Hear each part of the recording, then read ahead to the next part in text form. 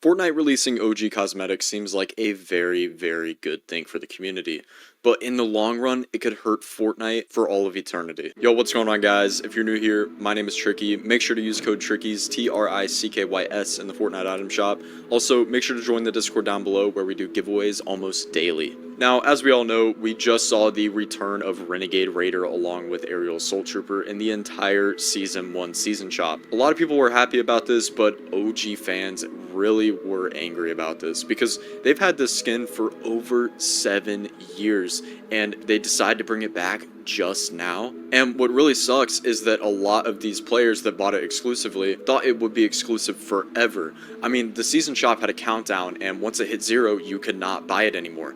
That's why people ranked up, leveled up, and grinded for XP was to purchase these items. But just this simple re-release of the Season 1 shop really does set the framework of how Fortnite and Epic Games deals with their game in the future, like releasing of battle passes and skin exclusivity in the shop. The first thing I want to get into is long-term sales of current battle pass skins, old battle pass skins, and the season shop that we have right now with Renegade Raider, Aerial Assault Trooper, etc. Now, this may seem like a crazy comparison, but it will make sense in the long term.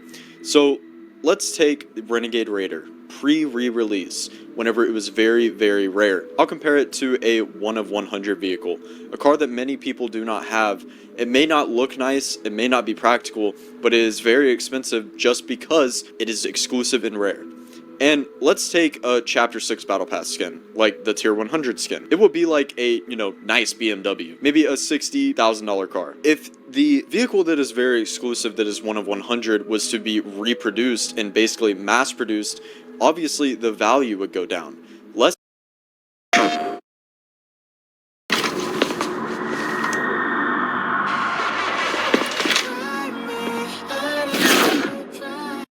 and less people will want that vehicle, especially if it doesn't look good. A lot of people don't like the look of Renegade Raider and wouldn't wear it, so they are not going to buy this vehicle. Only in the beginning times will they buy it, and then longevity, fewer players would buy these cosmetics. That's the same thing with these Battle Pass skins. They re-released Renegade Raider. A lot of people, now that it's in the shop, they're like, wow, Renegade Raider isn't really that good of a skin. Personally, I think it is. I love Renegade Raider. But a lot of people aren't buying Renegade Raider, Aerial Assault Trooper, any of these Season 1 shop items, specifically because it is so common now. Most of the people that are buying it are just hopping on the bandwagon. They're excited for the hype. And honestly, the Chapter 6 Battle Pass is very, very good. A lot of people like that much, much more than the OG season shop. And they have just come to realization of that once Renegade Raider was re-released and everyone and their mother started using it because there was a glitch and you were able to get basically 2 million XP. So it seems like everyone is wearing it now. So let's take that same analogy again. We have the Chapter 1 Season 2 Battle Pass, and let's compare it to today's Battle Pass as well. It's not as exclusive as Renegade Raider, but it is still very, very exclusive. We could compare that to a 1 of 10,000 car. It's very, very cool, but still, people want it. It's exclusive. People will overpay for this item. Compared to Chapter 6, again, we'll go with a, very nice car, $50,000, $60,000 BMW. More people will not buy the Season 2 Battle Pass or the 1 of 10,000 vehicle if it gets reproduced again. Just like if the Season 2 Battle Pass were to get re-released. And keep this in mind as well. The Battle Pass, the OG Season 2 Battle Pass, if they were to re-release it, they would not make it a Battle Pass. The skins would be sold separately. That's what they have said for the newer Battle Passes as well. Now, I know that Epic said that they would not release old Battle Passes, but think of it this way. If they were to release the Season 1 shop that was meant to be exclusive, they would re-release the Season 2 Battle Pass, the Season 3 Battle Pass, and honestly, it seems like they will do that. Now, if you don't know why Epic is re-releasing these OG skins, the reason why is there was a settlement that was announced in December of 2022. The FTC, which is the Federal Trade Commission, obtained an order requiring Epic Games to pay $245 million to resolve allegations that the game maker used design tactics known as dark patterns to trick players into making unwanted purchases. So That's basically saying they let children rack up purchases and unauthorized charges without any parental consent. So to make up for that, re-releasing these skins could get them around 245 million plus and make them more money. But this is the main problem. The skins can wait. You can just buy them later. You wouldn't feel like you would have to grind as much because you're like, okay, oh, well, I mean, these aren't going to be exclusive. I can buy these in the near future, maybe a year. This isn't that cool of a skin, but it's not going to be exclusive. So what's the point of really having it in my locker? I understand collectors, yes, they will have these items, they will grind the battle pass, but there really is no reason to buy it if you can just wait to get it later. And there are people that enjoy grinding the battle pass and enjoy having exclusive items.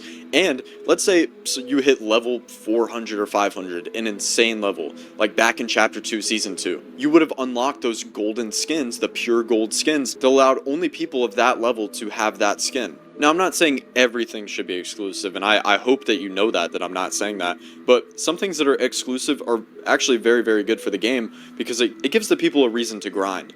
If you have to hit level 500 to get a specific skin, people are going to grind for that, and it does take a very, very long time, which will help Epic in the long run because people will spend more money on the game. They'll be like, oh, well, it's $10, it's not going to be exclusive. I might as well just try and grind for this, opposed to the battle passes now where it's going to come back. Like, all of these battle passes are going to come back someday, so what's the point? Also, to the people arguing that you could just grind competitive and try and make a living on the game, it's unrealistic to do that now. I mean, the only way is through streaming or content creation, and tournament prizes do not give you much. I mean, yes, if you win a tournament, you get about $5,000 now for the solo cash cup. Thankfully, they changed that, but it still is not enough to live on. And if you place first or second in a major tournament, except for FNCS, that money's not going to go very far.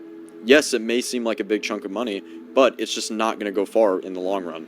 And honestly, I do think that the reason Epic is re-releasing the OG skins is to prove to people that the newer game is better. I think Epic feels like that people miss the old simple styles so much back then, and the new styles aren't given enough credit, which is understandable because they still do put a ton of work into this game, regardless if you like it or not. It feels like they set their foot down. They're like, okay, it seems like they're not liking the new skins as much. If we brought back Renegade Raider, Ariel, and a lot of older skins, they might be able to realize, wow, the newer skins are much better.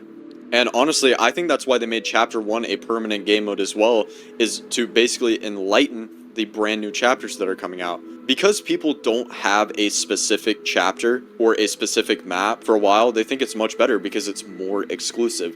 That's why they feel like exclusivity in the game shouldn't be a thing. And there needs to be some exclusivity, actually a lot more than there is now, because there needs to be something that people want to grind for.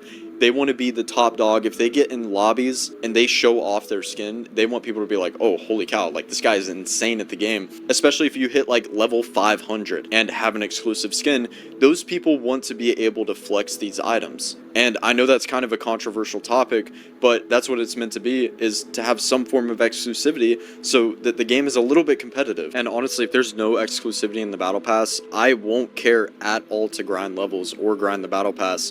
I mean, I paid $10 for it.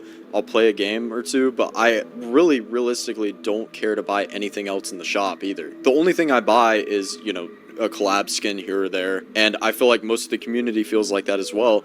And if they do not have a little bit of competitive, friendly competition in battle passes, it very well could destroy their sales in the long run. Now, obviously, if they do this, Fortnite's not going to die. They still have a very, very good framework for their company. I mean, this game will last forever and ever and keep generating money, but for their battle pass side, it feels like it could fall short, and maybe they'd have to create new passes. I mean, we've seen that already with the Lego pass, the OG pass, and the festival pass, but they might have to create more just because the battle pass won't be able to sustain everything. And I understand they're trying to push people to buy the crew pack because it's a way